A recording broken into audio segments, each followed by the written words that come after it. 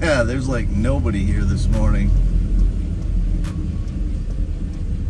Apparently the weather's too much for some.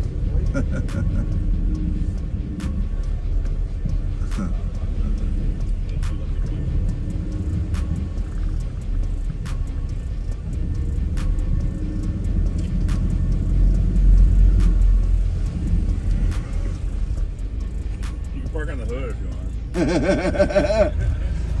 That really gets some people going. So flip it over the other way. See if it's actually upside down or not. Yeah. Flip the middle one. This Corey's gonna let him play with you.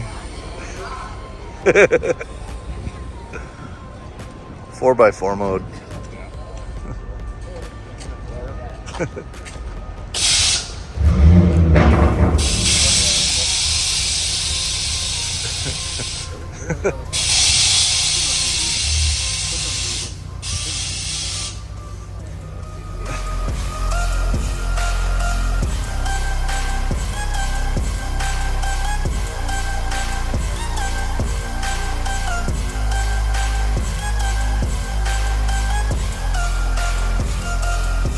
So I think today's the day. It's kind of a damp, dreary day. And I just went and picked up a tonneau cover I found on Marketplace for this thing. So we can kind of cover up some of these holes and stuff, make the bed look decent. And I think it's the time to bust out the sandpaper and let's see if we can give this thing some faux tina. All right, so here is my faux tina pack. So this is what we're gonna try and play with. So I've got sandpaper in varying grits, 180, 220, 320, some wet 400. And then I have some Scotch-Brite pads, some Comet cleaner, and we're gonna give this thing kind of, I'm gonna go around, do some sanding on some edges, some highlights. We're gonna sand through, see what kind of colors of paint we get to underneath some of the edges and stuff. And then we're gonna take the final will be to take the Scotch-Brite pads and the Comet cleaner and kind of wash the whole truck with that to try and get a nice consistent faded look to the whole thing. So anyway, I'm gonna start playing. So with one piece of the 180 grit, I've just kind of gone around hitting highlight edges, that kind of stuff, trying to break through the first layer of paint into whatever color is under it here and there, hitting some of the ridges and stuff. Some of the areas that would have been naturally thin in the paint, around the wheel well lips, that kind of stuff, body lines. But some of these areas that would be naturally thin in the paint that I can then go around and I'll slowly work them out bigger, but just trying to give it that kind of worn in, faded look, beat up look, like something that's been used and then left sit in a field, you know, for the last 20 years or whatever. So that's the appearance that we're going for. So that was one sheet of sandpaper, just folded up my second sheet. And so it's a single stage paint that's on this truck. So as you're sanding it, black's coming off in your hands. I don't know. I think I'm probably going to peel the Beltex sticker off. I don't think that I want that on the paint. So I'll probably end up peeling that. And yeah, just slowly working the whole truck into a state of faded and worn in looking. But the body is too far gone to like make it nice. This whole passenger door is full of ripples. The roof's full of ripples. There's literally a dent or a ding or a gouge in every single panel on the whole truck. So, and again, this is supposed to be cheap fun. I'm not doing like a full paint job on it to, you know, try to restore it. So we're gonna sand her down, make her look a little rougher around the edges, kind of accentuate the worn in look that it already has going, and have some fun with it. Kind of ironic that the first time I'm actually spraying this truck with water is to use Comet and Scotch-Brite to do this. I haven't even washed the truck since I brought it home, but so I went through and kind of highlighted some of the natural areas, sanding them with a few different grades of sandpaper. And now I'm going to give it the Scotch-Brite and Comet treatment to the whole truck, trying to not leave any shiny paint left. The only thing I haven't done is the tailgate. I've done everything else. We'll play with that later. I'm just trying to get the bulk of it and just see how it looks. The beauty of doing this is if you don't like it, you can always sand more, right? Or if we want to add a little spray painted primer here or there to make it look like we tried touching it up.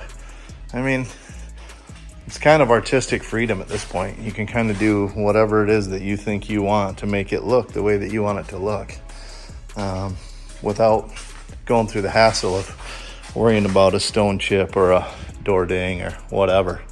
So there's a lot of freedom in this kind of paintwork. That's why I love the Stomper so much. I've smashed it off of trees, rocks, literally just taking a rubber mallet and a hammer, beat box sides and doors back out and just keep running it. I think that's part of its charm, and hopefully that'll be the case with this one as well.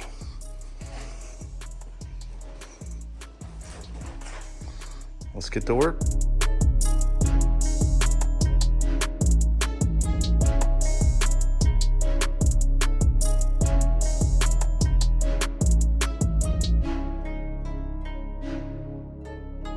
Got it. We're just out here. Oh man. Just out here at Swain's. They're standard. Parts for my S10 project. Pulling this glove box door and the trim around the radio.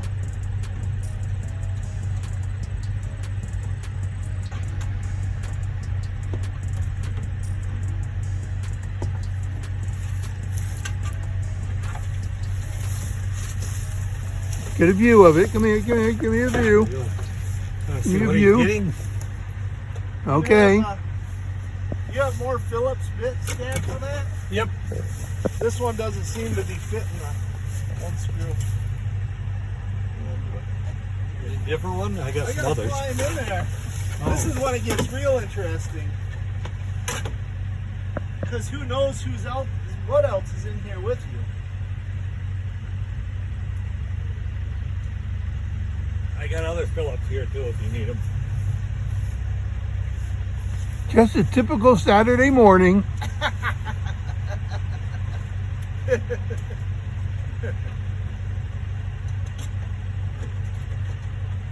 In junk heaven. Ashtray's clean, it's full of water.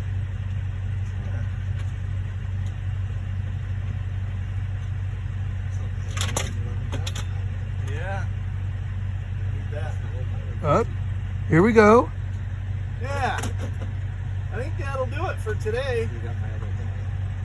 A successful scavenging hunt. I wondered if you can get the back bolts out and then just twist the front forward. Problem is the seat's back and it's covering the back bolts. Oh, so you got to do just the exact opposite on get the front and then tip it back. Glass. I was able to get the cables off from that side, but this side's where they're hooked to the motor. And so you're trying to get around the motor Yeah. to get to them. And it's just, I mean, god darn, it's like right here. You went with Dave Mayer. Yeah.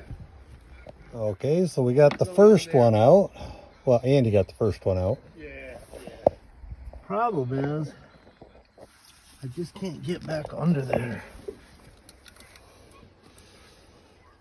Wonder if I open that back door, if I can backside in. Let me try that. Ouch. There's two. Okay, how many am I? That's it, isn't it? So I'm riding with the grumpier old men. I screwed up when we were at Swain's, and I got the cable out of that Cadillac seat for my dad's car. I left my like $100 Streamlight laying in the car, and I realized it when we got back to Dad's, and I went to use it to install the cable in the seat of their Firebird. So we commandeered the Wrangler and we're headed back over there to get it because it's kind of an expensive light, and that was a stupid move, but it's gonna be worth it. So you only spend like whatever, $5 or $6 in gas, and I get a little more time with these clowns, so should be a good day. So all in all, it was a pretty good extended weekend. Got to hang out with my lovely bride for our 25th wedding anniversary last Wednesday, and then had family in town, and we got to spend a bunch of time with them, and had lots of fun. But it's a good weekend for the S10. We picked up a tonneau cover for it for $60 off Marketplace. Picked up a replacement 2.5 engine that has like half the miles on it of what this one has for $100. And I had a glove box door and a radio bezel for $20. So yeah, the cheap truck project is slowly coming together. And I spent some time working on my faux Tina that I'm trying to do, and we'll just keep plugging away, and sooner or later it'll be cool.